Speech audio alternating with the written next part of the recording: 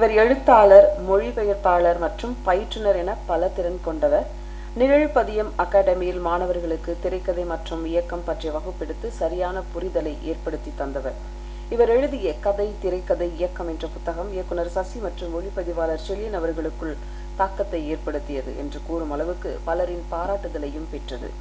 இந்திய விடுதலைப் போரில் தமிழகத்தின் பங்கினை மையமாக வைத்து எழுதப்பட்ட ஈரா பிஜ்லி என்ற வரலாற்று புதினத்தின் ஆசிரியர் என்ற பெருமைக்குரியவர். கைவின் தலைமை நடுவர் திரு கலைச்செல்வன் அவர்களை சிறப்புரையாற்ற அன்புடன் அழைக்கிறோம். எல்லாருக்கும் வணக்கம். சென்னை கல்வி, தொழில்நுட்பம் மற்றும் ஆராய்ச்சி நிறுவனத்தின் துணைத் தலைவர் திரு வினோத் ஜெயராம் அவர்களே, வேல்டெக் கல்லூரி பேராசிரியரும் திரைத்துறை ஆர்வலருமான டாக்டர் கணேசன் அவர்களே, பெண்ணியல்வாதியும் எழுத்தாளருமான தோழர் அமரந்தா அவர்களே, திறமையாலும் உழைப்பாலும் அர்ப்பணிப்பாலும் சாதனைகள் புரிந்து விருதுகளை வென்றிருக்கும் நடிகர்களே, தொழில்நுட்ப கலைஞர்களே மற்றும் மேலான பார்வையாளர்களே, தேர்வுக்குழுவின் சார்பாக உங்கள் அனைவருக்கும் என்னுடைய நெஞ்சார்ந்த நன்றியை தெரிவித்துக் கொள்கிறேன். போன வருஷம் இல்லை, கடந்த சில ஆண்டுகளில் விருது பெற்ற இயக்குநர்கள், நடிகர்கள்லாம் இப்போ ரொம்ப உயரத்துக்கு போயிட்டாங்க. ஆனாலும் உங்கள் உயரத்தை வச்சு நாங்கள் உங்களை தேர்வு பண்ணல, உங்கள் படைப்பின் உயரத்தை வச்சு தான் நாங்கள் தேர்வு பண்ணுறோம். அதாவது ஒரு நட்சத்திர நடிகர் அப்படிங்கிறதுக்காக பயந்துக்கிட்டு விருது கொடுக்கல, இல்லை இவர் புதுமுக நடிகர் அப்படிங்கிறதுக்காக அவங்க அலட்சியப்படுத்துறதும் இல்லை, நட்சத்திரங்களை பார்த்து மறல்றதும் இல்லை, அகல் விளக்குகளை புறக்கணிக்கிறதும் இல்லை. நம்ம தமிழ் பண்பாடு என்ன? பெரியோரை வியத்தலும் இளமே, சிறியோரை இகழ்தல் அதனினும் இளமே. அந்த பண்பாட்டு வழியில் நாங்கள் உங்களுடைய திறமையை மட்டுமே பார்க்குறோம் ஸ்ட்ரிக்டாக. ஆனால் அதில் ரொம்ப ரொம்ப ஸ்ட்ரிக்டாக இருக்கும். இங்கே தேர்வுக்குழு விளைங்கிறது ரொம்ப சாதாரணம் கிடையாது.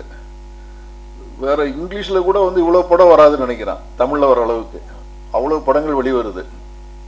அது காரணம் என்னென்னா, தமிழ் இனத்து ரத்தத்திலேயே சினிமா ஊறி இருக்கு.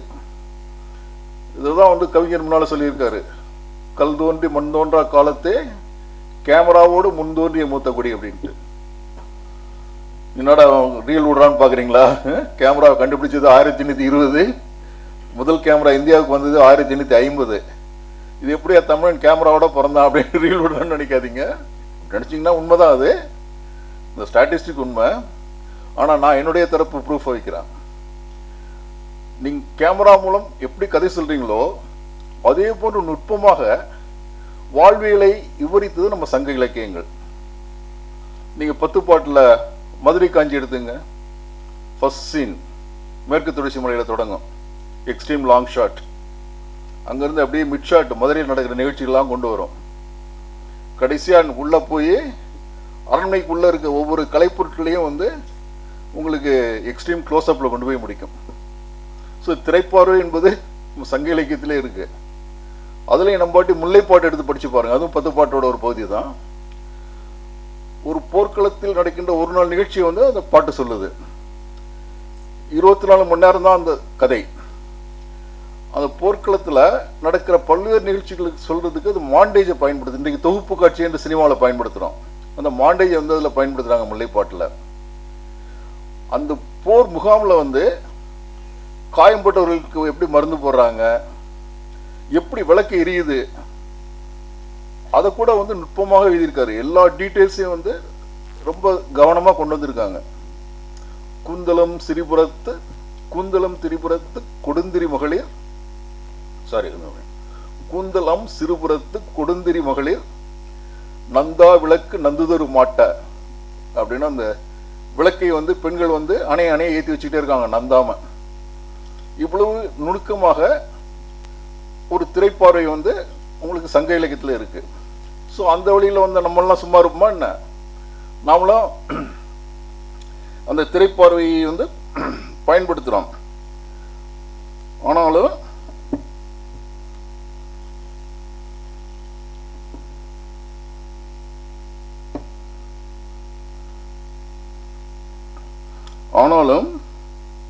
நமக்கு சர்வதேச அங்கீகாரம் கிடைக்கல. நடிகர் வந்து நான் கவனிக்கல, இல்லாட்டி உங்களுக்கு சொல்லியிருப்பதில்ல. நமது நடிகர் திலகம் வந்து செவேலியர் அவார்டு வாங்கியிருக்காரு. நம்ம இசை புயல் வந்து ஆஸ்கர் அவார்டு வாங்கியிருக்காரு. ஆனால் அதெல்லாம் தனிப்பட்ட விருதுகள். ஒரு தமிழ் படம், தமிழ் கதை இது வரைக்கும் சர்வதேச அரங்கில் வந்து அங்கீகரிக்கப்படலை. இதுக்கு என்ன காரணம்? எங்களுடைய அந்த சர்வதேச படங்கள் நாங்கள் பார்க்கறது, அவார்டு கொடுக்கறது எல்லாமே வந்து சர்வதேச அரங்கில் தமிழின் குரல் ஒலிக்கணும், தமிழ் பண்பாடு தெரியணும், தமிழகம்னா என்னன்னு தெரியணும் அப்படிங்கிறது தான். அதற்கு என்ன காரணம் அப்படின்னு பார்க்குறோம். ஒன்று வந்து நம்ம ஹாலிவுட்டை பார்த்து காப்பிடிச்சா அதுக்கு எப்படி அவார்டு கொடுப்பான்? அவன் தான் இங்கிலீஷ்லேயே பார்த்துட்டானே. இங்கிலீஷ் தெரியாதவனா தமிழில் பார்த்துட்டு அது ஆஹா ஒவ்வொன்றுனா சொல்லலாம். அது காப்பின்னா எப்படி? வரிக்கு வரி அதில் ஒரு டைலாக் வந்து அதை அப்படியே சொல்லுவார். அதில் ஒரு நகைச்சுவை காட்சி வந்து அதை அப்படியே எடுக்கிறாங்க. ஏன் கற்பனை இல்லையா நமக்கு தமிழர்களுக்கு? எடுக்க முடியாதா? அது ஏன் அங்கீகரிக்க மாட்டேங்கிறாங்க அதை, அல்லது ஊக்கப்படுத்த மாட்டேங்கிறாங்கன்னு தெரியல. இது அணைஞ்சு போகுது, தப்பாக நினச்சிக்காதீங்க. கொஞ்சம் வயசு வேறு ஆயிடுச்சு, மறந்து போயிடுது. ஒரு போலீஸ் அதிகாரிக்கும் கேங்ஸ்டருக்கும் நடக்கிற சண்டை, இதுதான் வந்து நிறைய படத்தோட டெம்ப்ளேட்டு. அந்த டெம்ப்ளேட்டை ரொம்ப நாளாக மாற்ற மாட்டேங்கிறாங்க. அப்படியெல்லாம் மாற்றினா மக்களுக்கு ரசனை இல்லைங்க, பார்க்க மாட்டாங்க அப்படின்னு சொல்லிவிடுவாங்க. 10 வருஷத்துக்கு முன்னால் அர்த்த சத்தியான்னு ஒரு படம் வந்தது, கொஞ்சம் பேருக்கு ஞாபகம் இருக்கலாம். இந்தி படம் 100 நாள் தமிழ்நாட்டில் ஓடிச்சு. அதுவும் கேங்ஸ்டருக்கும் ஒரு நேர்மையான போலீஸ் அதிகாரிக்கும் நடக்கின்ற ஒரு போராட்டம் தான். சண்டை கிடையாது, பாட்டு கிடையாது, என்ன அதிரடி காட்சிகள்லாம் கிடையாது. முழுக்க முழுக்க ஒரு எமோஷனல் ட்ராமா. அது எப்படி ஓடிச்சு? அது எப்படி தமிழக மக்களுக்கு புரிஞ்சுது? எப்படி வரவேற்றாங்க? இதை வந்து பார்வையாளர்கள் பின்தங்கலை, தயாரிப்பாளர்கள் தான் பின்தங்கிட்டாங்கன்னு நினைக்கிறேன். அது டைரக்டர் நினைச்சாலும் ஒன்றும் பண்ண முடியாது. நானும் ஒரு காலத்தில் டைரக்ட் ஒரு இவங்கள்ட்ட எல்லாம் கதையெல்லாம் சொல்ல போயிருக்கேன் ப்ரொடியூசர்கிட்ட. சார் உங்கள் கதையெல்லாம் விடுங்க சார், ஒரு ப்ரூவன் சப்ஜெக்டாக சொல்லுங்கள் சார், உங்களுக்கு தான் இங்கிலீஷ் தெரியும்ல, ஒரு இங்கிலீஷ் படம் பார்த்து அது உல்ட்டா பண்ணி கொடுங்க சார், இப்படி தான் கேட்பாங்க. அதனால் அது படைப்பாளிக்கும் ஒரு லிமிட்டேஷன் இருக்குது இல்லை. இன்னொரு பக்கம் நான் கலைப்படம் எடுக்கிறேன்னு வராங்க. உங்களுக்கு ஒருத்தர் போறாரு, குதிரையில் போறாரு போறாரு போறாரு போய்கிட்டே இருக்காரு. எப்போதாயா படம் ஆரம்பிக்கும் அப்படின்னு. நான் சிறுவனாக இருக்கும்போது மலையாள படம் வந்து செம்மீன் வந்தது. எங்கள் ஊர் சின்ன ஊர் காரைக்குடி. அங்கே அப்படி தான் வந்து இந்த டிஷன்லாம் பார்த்துட்டு திடீர்னு செம்மீன் வந்து அப்படி கடற்கரை அது இதுன்னு காமிச்சிட்டு இருந்தாங்களா. திடீர்னு தியேட்டரில் ஒரே கலாட்டா. எல்லாம் கேட்டாங்க, இவன் எப்போதாயா படத்தை போடுவா, நியூஸ் ரீலே ஓட்டிகிட்டு இருக்க அப்படின்ட்டாங்க. ஸோ அந்த மாதிரியான கலைப்படங்கள் எடுக்கிறாங்க.